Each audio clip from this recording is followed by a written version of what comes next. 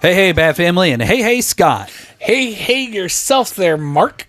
So we are here for another review. Hi, this is so much fun. I know, this is really cool. We have been provided a copy of the game, The First Tsar, Ivan the Terrible, by Hobby World. And The First Tsar was designed by Stan Kordonsky of Endless Winter fame. Oh, which I love so much. Oh, so very much, do you? So very much. And it was illustrated by Michelle Esposito, which is very impressive for what is in the box, because one of the selling points of the game, and it says right on the back of the box, is historically correct illustrations. And I think it does look beautiful. We'll get into that. Mm-hmm. But the theme is... It's kinda there. Kinda.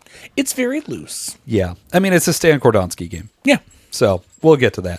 Let's go ahead and get into the gameplay and talk about how this thing works, and then we'll tell you all about it. Sounds good.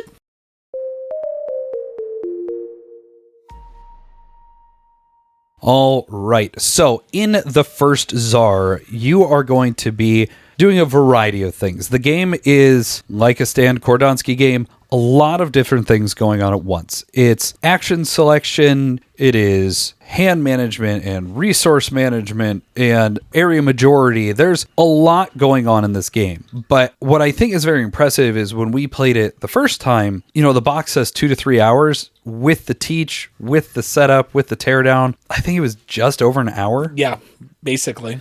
It's a really snappy game. And I think there is possibility for analysis paralysis for everything that's going on. Yeah, but some. Let's go ahead and break down how the game plays. This is going to be a very high-level overview. I'm not going to go into every rule, so don't use this to learn how to play the game, but this should give you enough of an idea of how it actually goes. The game plays over 4 rounds, which are supposed to be a decade each under the rule of Ivan the Terrible. Whether or not it is, who knows? But as far as each round goes, it is broken into 3 phases. The first is the planning phase, and in each of these phases, you are going to go in turn order, each person taking 1 action at a time. And in the planning phase, you are simply going to pick which chamber, which are the action selection spaces, that you're going to be placing one of your boyars into. Boyars are your main worker, I guess is the best term for it, where they are going to do whatever the action is, and then they are actually going to end up being placed out onto the board through the course of play.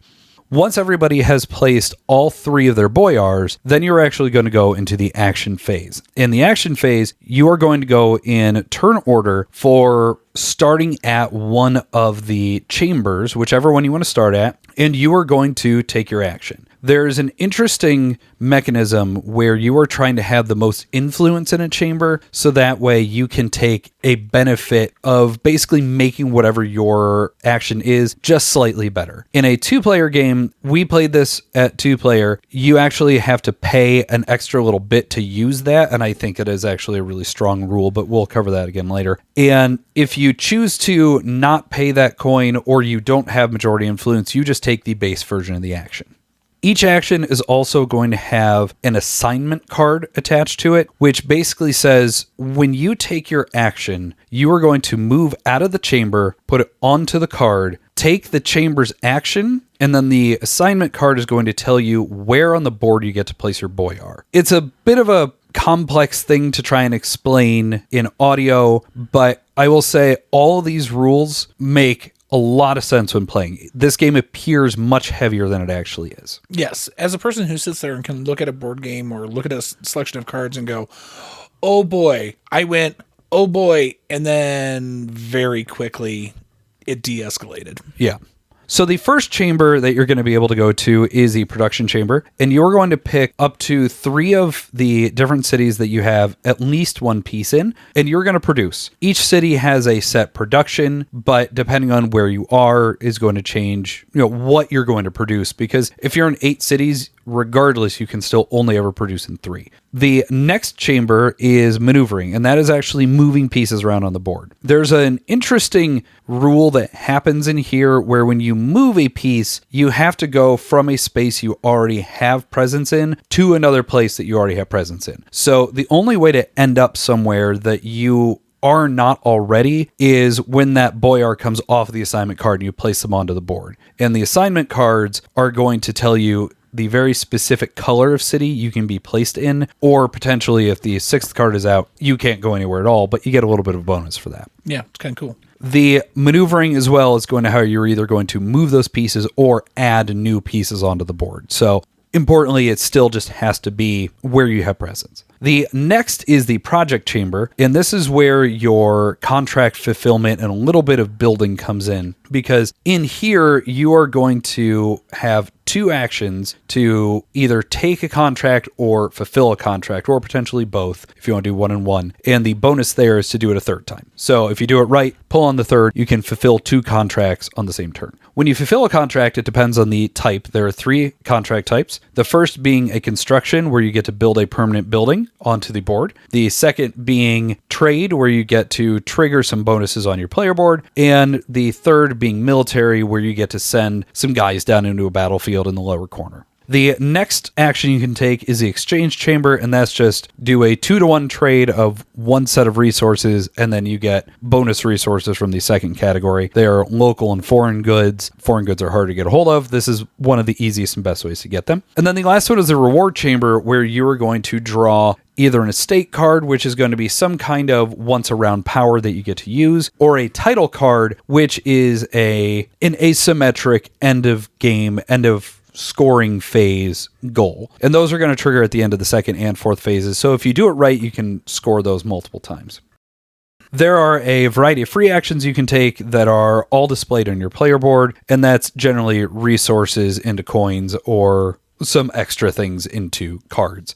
Once everybody has taken all their actions, and that's going to go in player order 1 at a time, then you are going to go into the end of the round. At that point, you're going to do some cleanup stuff, you're going to score, you're going to do a whole variety of things, but you're also going to hand out the rewards for who has the most influence in each of the 4 regions. The 4 regions are numbered, so you're always going to start in the east, go south, go west, finish in the north. And based on a player's presence depends on who gets a good. So a standard warrior piece is worth 1 influence, a boyar is worth 2, and a building is also worth 2. So you have a component limited set of pieces, which means that you have to be very choosy about where you place them. Whoever has the most influence in a region is going to get the best reward. Whoever is second is also going to get a reward unless you're playing in a 2-player game. And this is another rule that I really loved, where each of the 4 regions can hand out points. And if the difference in the influence of the 2 players is less than what the points are for that region, the player who is not getting anything picks what reward the other player gets. Which is a super cool thing, because like that was killer in a couple of our spots, because it was like, oh, cool, you can just have points. I'm not going to give you that extra piece.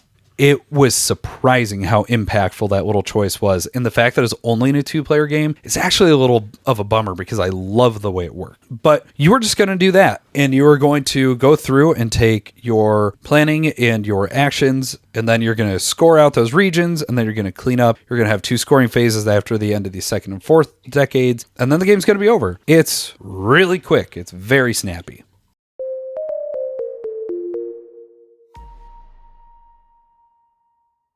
All right, so Scott, we've already touched on this a little bit, but learning curve, how was it for you to learn the game? I mean, we very barely brushed upon it. Because of how good the iconography was, it was a very easy teach. Like, the fact that when you look at the map and you look at the actions and how much there is, and you're looking at your cards and you're trying to go, and then when you realize, oh, I do this to be able to do one of these, to do this, to do one of these, it was very simple. Mm-hmm. It was very nice. Yeah, it was nice to watch you sit there and you looked at the board, and it's one of those very aggressive, old school Euro map boards. Yep. And once we were on like the second action, you were just clicking right along with it. As far as easy to teach, this rulebook is great. I really don't have any issues with it. It very cleanly lays out everything that needs to be done. There's a nice fact in the back that answers, a handful of questions, but those handful of questions really respond to most of the questions you can come up with. Nice. And I'm going to sit there and talk about it in such a strong positive way. The back cover is a full reference of all the icons, what they can do, as well as the layout of how the rounds actually work. So I was able to teach you out the back of the rule book mixed with the board, and it was a quick teach. Nothing of what's there is overly complex. This was a really simple game to teach. Yeah, as a learner and seeing you teach, because I know we've had other games where it's been a struggle. You're like, I've read this for the last 2 hours, and I still don't know if I'm going to be able to do this right. And the fact that you were as comfortable as you were teaching me, that much easier for me to, like I said, de-escalate, because it does look like it could be complicated, and it really isn't.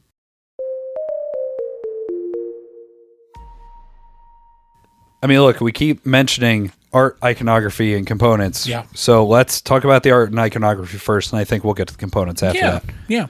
I love the art. In all honesty, it definitely had a nice feel of it being a more of a historic game. It looked like a historic map. The cards, what they had on them, looked really, really nice. I think the biggest thing that I really, really dug was the backside of the game board. The fact that, like, it was your box. I mean, it's the art of the box lid right there on the back of the board. And so it's big and beautiful.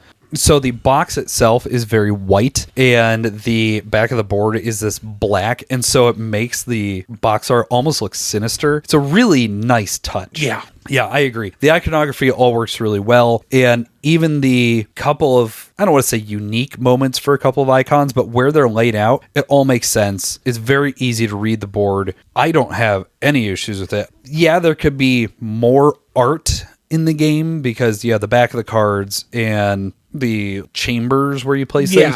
There's not a ton of art actually here, but what's there is very, very strong. But on the flip side of that, all the iconography works perfectly for the theme. It works perfectly for the presentation they have, and it's clean and completely understandable. Yeah, there was no confusion. Yeah. It was literally like, I had to double check once because it's like, what does that one do again? And then once I had it, I was like, that was it. Yeah. It was it. You're done. Because even the one icon that you use for placing a warrior, or it's just a little arrow above it, I can place that, or I can move the other. It's really intelligent. Yeah, really, really neat. I really enjoyed that. When it comes down to components, mixed bag. Mixed bag. Very much a mixed bag.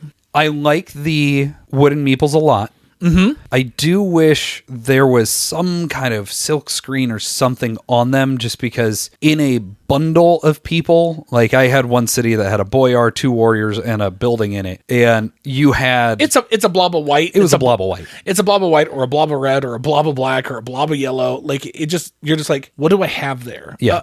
If there was a silk screen, like if your building actually looked like the Kremlin, where you have that nice, the onion looks like the little stripes. That would have been great. You know, a simple robing on the boyar would have been fine. Just something, and it could have been black ink. Yeah. Like black on white, yellow on the red, like something that makes it distinct. Now, again, we're it's nitpicking a nitpick. here. It's very much a nitpick. The only real negatives that I have as far as components go, no individual play rates. Thankfully, the back of the rulebook is there. It does exactly what the back of the rulebook should do. But, you're having to use the whole back of the rulebook instead of just having a little card. Right. So, again, minor nitpick. Yeah. And the player boards themselves are a little thin. Yeah. I mean, beyond that, the cards are, I think, maybe actually thicker than the player boards. So they're okay, but they're very functional. They do exactly what they need to do. There's nothing fancy about them. Nope. Not that there really needs to be. No, it's perfectly serviceable. Yeah, it's just a nice, complex looking game, simplistic actual gameplay, and has just a nice overall art spread, and iconography is great. Just could have used a little zhuzh with the components, and that, like we said, minor.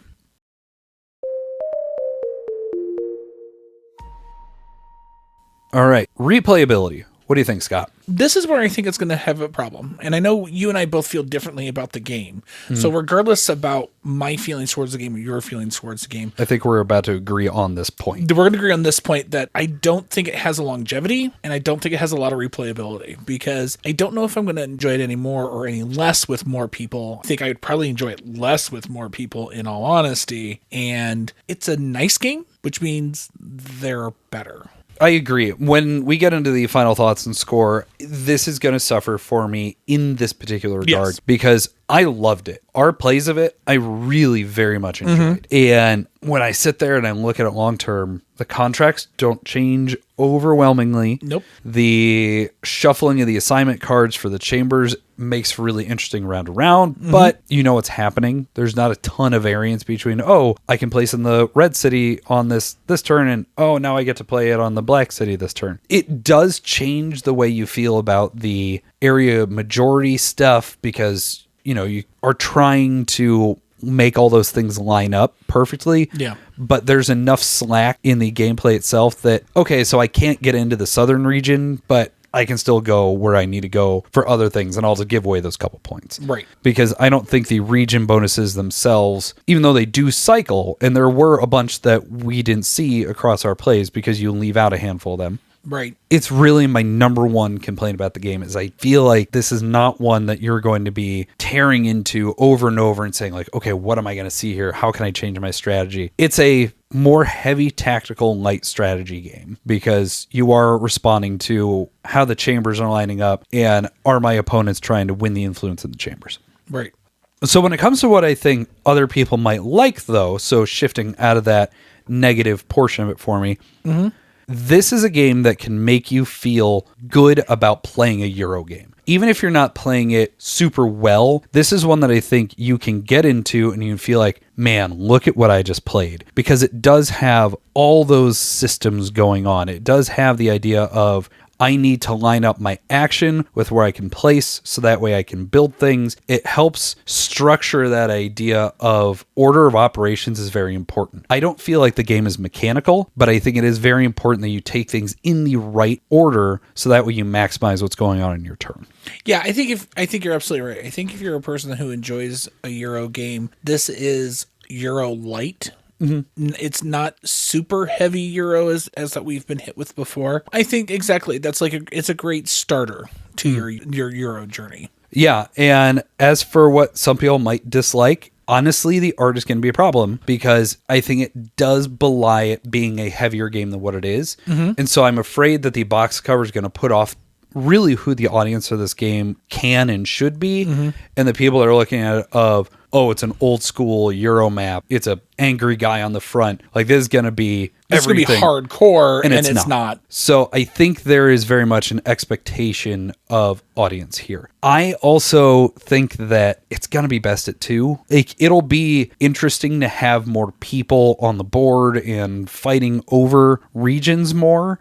But those couple little twists for a 2-player game of you choosing or needing to make a choice of where I'm going to place so that way I guarantee what my reward is versus leaving it in my opponent's hands. And that extra coin you have to pay if you want to take the bonus action really changes the economics of the game significantly. Now, admittedly, you're going to be spending more on influencing the first place, but coins can be a really, really tight economy in this. Yeah, and depending on how you decide to spend your coins. I mean, like, I know for our plays, I sat there and that's where I used my influences. I sat there, put coin underneath the guy that was going to go and get resources and made sure I had a person in a town that was going to give me coins. So I spent a coin, spent a second coin to be able to do the action, and then doubled the thing. So I got 4 coins. So then I had twice, I got my 4. So I netted 2 instead of just having 2. Well, and I had one of those estates that was like trade 2, or you have the standard player power of trade 2 resources for a coin. And I used that for a coin to pay for a thing to get 2 resources and another resource. Yeah.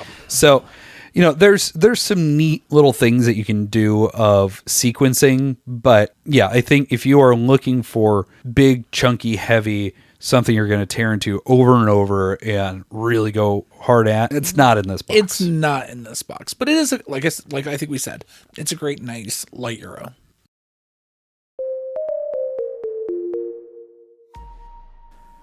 So since there is no solo mode in the box, correct, let's jump into recommendations. Do you have any other games that you would recommend if people like this?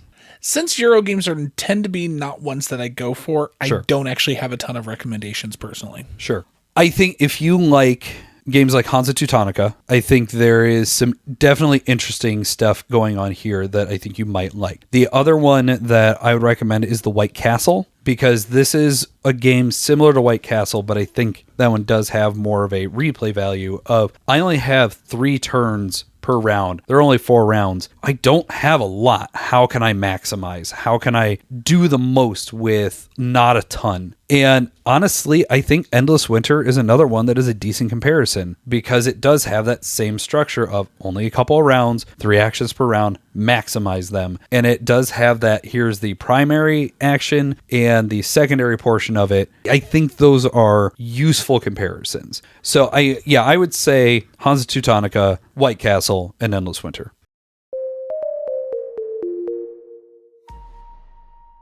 So, Scott, let's go ahead and have you final thoughts and score. Yeah. So as much as I do like set collection and hand management and those things and contract fulfillment, the area majority and area control stuff that you had to have in this game made me very much dislike this game. On initial inspection, we did not think it was as important, and it turned into it was the most important thing. Yep. We thought it was more like, okay, this is just a thing, and then no, it is the thing. It drives a lot of the game in a way that the rule book does not lead you to think it is going to be as important as it is. Yeah. Therefore, unfortunately, because of, I basically felt like I was behind you the entire time, which I was, and I made one mistake early and paid for it the rest of the game. It's a 4.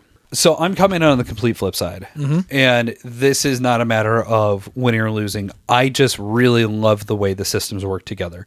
Being able to sit there and think, okay, I don't need to produce every round. In fact, if you do it right, maybe you can just get all your production off of the area majority bonuses. And so there's some really great tension of, how am I going to spend my few coins? Do I need influence in the court? Do I need the bonus? Where do I need to make sure I land? If I don't end up in this region, doesn't matter. I think there's some really, really great things going on here. And frankly, just like Endless Winter, this does that thing of you only have 3 turns in a round, and I still very much enjoyed it. That constriction mixed with, like I said earlier, that slack in the gameplay allows for the game to not feel punishing in a way that some older or meaner Euros can be. I really enjoyed this. Really, my biggest complaint about the game is I just don't know how many plays are in this box. So because of that, I'm coming down on it as an 8. This is a shelf for me. I very much enjoy it. But do I think this could move on? Yeah.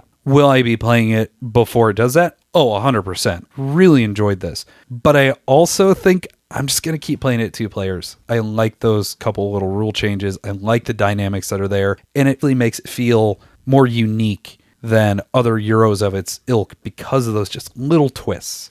I will say that, like, I do think that, like, some of those, the 2-player, like you said, the 2-player things, usually you feel like you're missing something when you go into a 2-player mode in a game. And this felt like we had a bonus, like we had an added benefit because there was just the 2 of us. Like there was that little, like we talked about, that extra coin spendage. That's neat. And the fact that they managed to make it feel that different without it being, here's a blocker player or here's something extra stuff that you had to, it's 2 very teeny tiny little rules to teach. Yeah. And the, oh, cool, like, because it happened several times. We were within that small little margin of how many points you could have scored, and you forced it on me, and I forced it on you a couple times. If, like, yeah, this is what you're taking. That was a very neat little aspect. Yeah. So with that, we're coming down pretty split on this. Yep. Honestly, expected. Once we looked at it, I was like, I could kind of already tell regardless. Like, it's like, especially once I realized how much the area control portion was in this game, I was like, oh, that's not how my brain brains. Yep. And so, and that's how mine works. And that's how yours work. Yeah. I'm going to keep, I mean, I did well. I don't think like I did bad. No. I mean, I did it, but I did the best of my ability. So thank you very much to Hobby World for providing it. Like I said, it is out now. Check it out. If you have opinions that are similar to us or different than us, maybe you come down in the middle at that 6. Let us know. Hit us up on our social media, hit us up on email, and just let us know what your thoughts are on the first Tsar.